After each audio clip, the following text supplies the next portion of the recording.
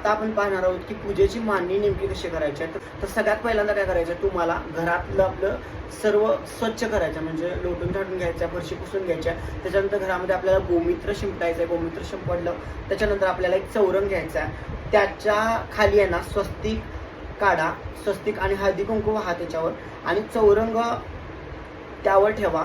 दुसरी गोष्ट म्हणजे चौरंगाच्या भोवतीनं पण तुम्ही रांगोळी काढा. रांगोळी काढल्यानंतर पूजा करताना पूर्व दिशेकडे तुमचं तोंड असायला हवं, म्हणजे पूर्वेकडे तोंड करून तुम्ही बसायचा. चौरंगावर पिवळं वस्त्र घालायचं. त्याच्या 2 खाऊची पानं घ्यायच्यात, त्याच्यावर एक सुपारी ठेवायची आणि त्याच्यानंतर त्याच्यावरती आपल्या गणपती बाप्पाची स्थापना करायची. गणपती बाप्पाची स्थापना केल्यानंतर आपल्याला वडाचं पान घ्यायचं. वडाचं पान आहे ना ते उलटं ठेवायचं. आपल्याला वडाचं जे पान असतं असतं ना तो भिंतीकडे ठेवायचा आणि त्याचं टोक आहे ना ते आपल्याकडे यायला हवं. तर पान उलटं ठेवायचं. पानावर तुळशीची पानं टाकायची आहेत, फुलं टाकायची आहेत, अक्षरा टाकायची आहेत व स्वामींना अभिषेक घालायचा. मूर्ती पानावर ठेवायची, ठीक आहे. आणि तुमच्याकडे फोटो असलं तरी पण सेम तुम्ही असं करू शकता. फोटो पण पुजू शकता, मूर्ती पण पुजू शकता. आणि फोटोला पण सेमच करायचं आहे. स्वामींना अभिषेक घालायचा आहे, फोटोला अष्टगंध वगैरे लावायचं, स्वामींना लावायचं, स्वामींच्या फोटोला अष्टगंध लावायचा, स्वतःला पण लावायचा अष्टगंध. स्वामींना फुलं व्हायची आहेत.